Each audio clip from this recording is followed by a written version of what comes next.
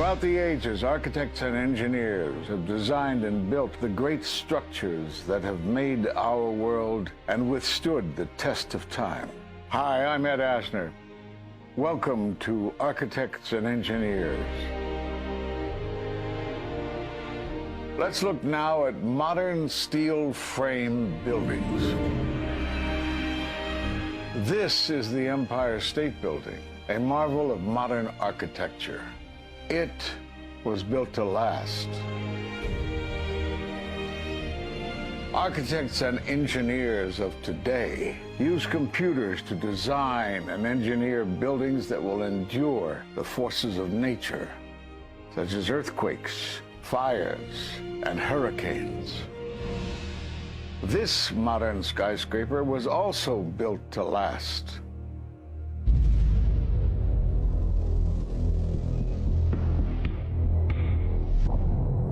We've seen buildings completely destroyed like this before, but only when done intentionally. Danny Jowenko is the expert on this in Europe. What did he say? Dit is controlled demolition. Zeker weten. Zeker weten. Er is nagesprongen. Dit is in opdracht gebeurd. Dit heeft een team gedaan van experts. Let's compare. Explosives are used to demolish buildings like this in just seconds. Okay, so it's a controlled demolition. What's the problem with that? Well, it happened on the afternoon of 9/11 at the World Trade Center. Let's just think about this. Controlled demolitions cannot be engineered and rigged in a day. It takes months. And therefore, this event must have been planned in advance. You hear that? Keep your eye on that building. It's coming down. The building is about to blow up. Move it back. We are walking back. There's a building about to blow up. Did they actually use the word brought down, and who was it that was telling you this? The fire department, and they did use the word, we're going to have to bring it down. And these people heard explosions. We heard this sound that sounded like a clap of thunder. It looked like there was a shock wave ripping through the building, and the windows all busted out. About a second later, the bottom floor caves out. The building followed after that. He takes his hand off, and you hear 3, 2, 1, and it was boom, boom, boom, boom, boom. And these reporters recognized it as a controlled demolition. And I turned in time to see what looked like a skyscraper implosion. It looked like it had been done by a demolition crew. The whole thing just collapsing down on itself. For the third time today, it's reminiscent of those pictures we've all seen too much on television before, when a building was deliberately destroyed by well-placed dynamite to knock it down. It was almost as if it were a planned implosion. It just pancaked. So what's the problem if this was a planned demolition? Well, we are told by government agencies that this building came down as a result of normal office fires. The National Institute of Standards and Technology produced their final report in 2008. World Trade Center 7 collapsed because of fires fueled by office furnishings. It did not collapse from explosives or from fuel oil fires. But what do you think brought down the building? And what caught my eye is more than 1,300 architects and engineers examine the evidence about Building 7's collapse and disagree with the official report issued by the National Institute of Standards and Technology. I certainly am much more open-minded about it than I was, and it is because of the involvement of the 9/11 families and all these engineers and architects.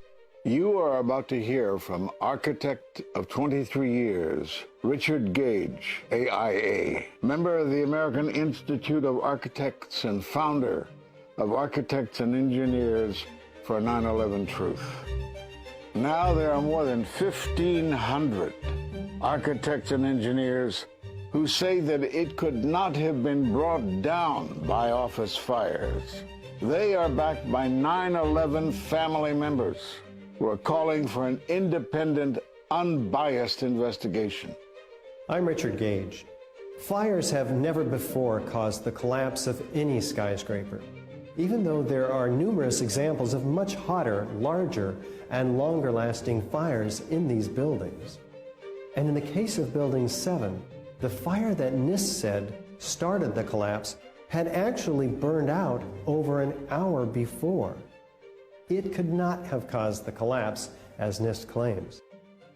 Yet this 47-story, modern steel-frame skyscraper, which was not hit by an airplane, collapses mostly into its own footprint like a house of cards, as fast as a bowling ball falling off the side of the building, in just under 7 seconds.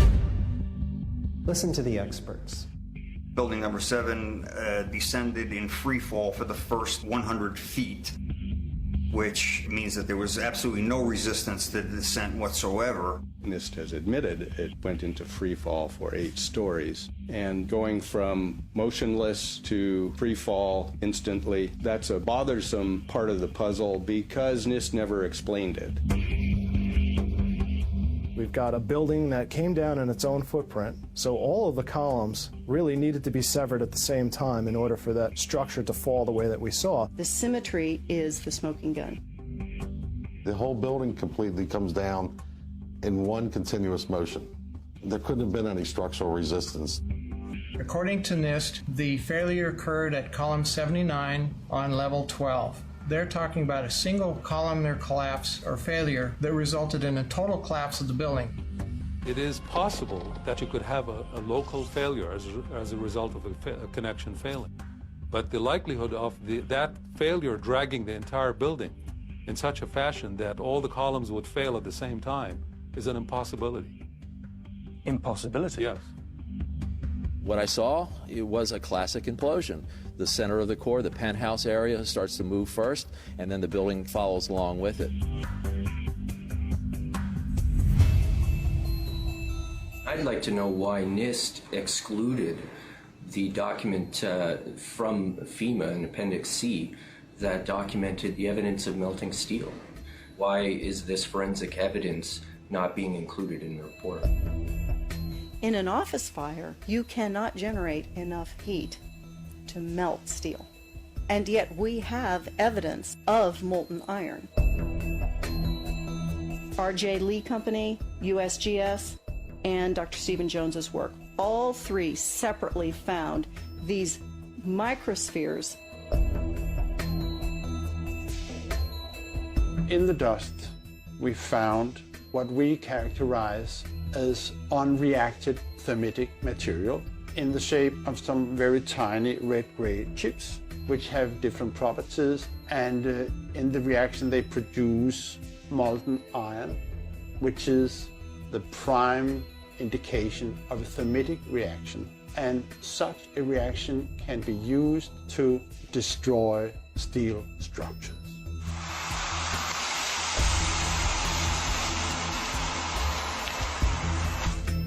What we have found is a modern version of thermite, which we call nanothermite.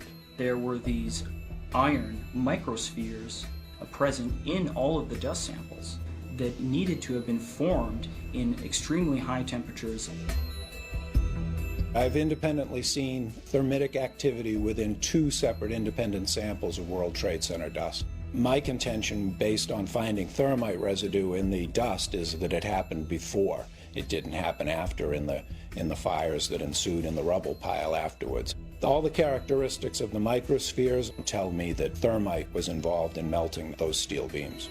So thermite, if it was present at the World Trade Center and created this molten metal that so many witnesses and photographic evidence shows, would also explain the fact that the fires could not be put out at Ground Zero.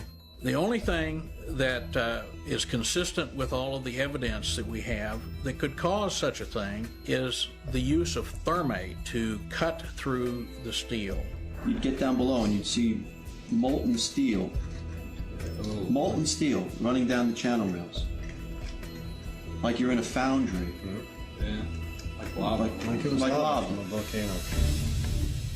Well, the manual gets into thermite, and if it says if you have melted steel or concrete, which we had on 9/11. We should test for it. This fused element of steel, molten steel and concrete and all of these things all fused by the heat into one single element. We're asking for an investigation that follows national standards. There's no excuse to not test for this. If terrorists use explosives in 93, why didn't we test for them? If all these witnesses heard explosions, why aren't we testing for them? NIST concedes that they found no evidence for explosives. So then we asked them, well, did you look? And they said, no, we did not look for explosives or residues of explosives. So the preconceived notion of NIST is that there's no evidence for explosives, and so there's no point in looking. That is the most unscientific thing that you can possibly think of, not to look because you don't expect to find evidence, and in fact the evidence is overwhelming. They state these conclusions for which there's virtually no evidence, and then they ignore conclusions that can be drawn from the evidence. The Freedom of Information Act request to NIST was denied with the claim that releasing this data might jeopardize public safety. How could it possibly jeopardize public safety? The destruction of evidence was a criminal act in itself. It was already being carted away and destroyed when the FEMA investigators got there about a month after September 11th. You can't do science when you are deprived of the evidence and when your hypothesis is the least valid instead of the most likely. When the most likely hypothesis in the case of Building 7 wasn't even mentioned. This is not science. The scientific forensic evidence, ignored by NIST, but carefully reviewed by teams of technical professionals, corroborates the hypothesis of explosive controlled demolition. We've traveled to 21 foreign countries and 32 American cities, bringing this evidence to the attention of the public. And we're backed by 9/11 family members and other concerned citizens who are calling for an independent, unbiased investigation. I'm a family member trying to find out the answers to the murder of 3,000 plus people. The bottom line is that it needs to be investigated properly. Please look at architects and engineers. People all around the world, scientists all around the world are questioning this. And there's some deep, deep explaining to do. It took some kind of consciousness raising on my part before I was willing to look at the possibilities. And really, you need to go where the evidence leads. As an engineer, and I have 3 degrees in engineering, I signed that petition for architects and engineers for 9/11 Truth some time ago because the American people absolutely need the truth of 9/11.